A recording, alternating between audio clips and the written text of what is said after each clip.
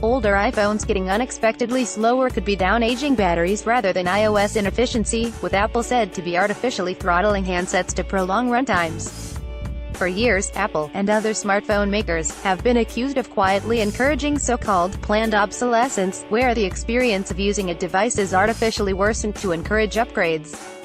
This latest batch of speculation taps into that controversy too, though there are arguably good reasons for why it might be happening. Discussion began after a Reddit user observed the iPhone 6s he was using with various iOS 11 updates was noticeably slower than an iPhone 6 Plus running the same software.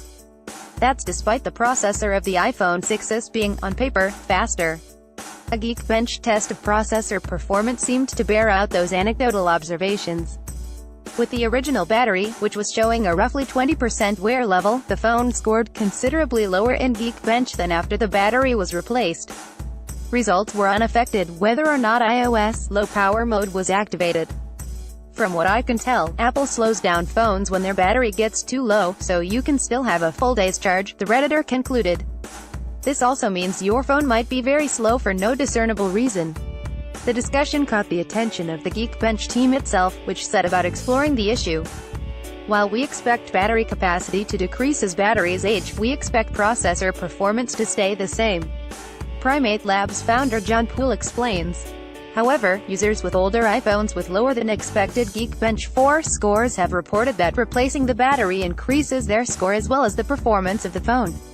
Poole plotted the distribution of iPhone 6s and iPhone 7 benchmarking scores, observing that it does indeed appear to be the case that processor performance reduces as battery condition decreases.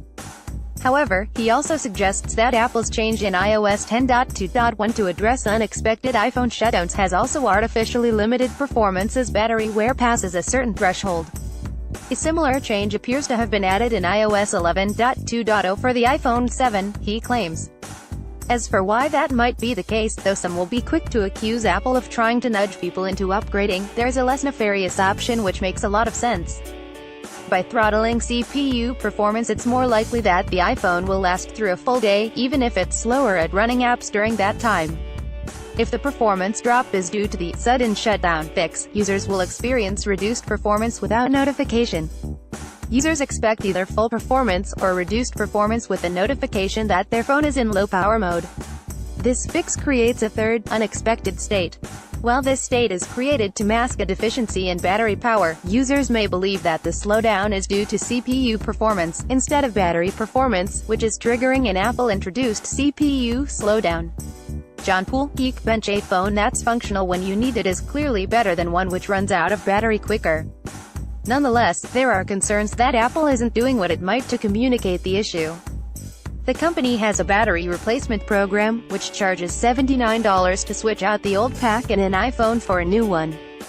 However, there's no obvious way to know if subpar performance you're experiencing is, indeed, down to this throttling, or something else. It's par for the course that, over time, lithium-ion batteries will progressively hold less of a charge. That, after all, is the reason Apple offers out-of-warranty battery replacements. With the iPhone 6s now around 2 years old, battery degradation is unsurprising. All the same, how that is being translated to user experience is something we still know little about.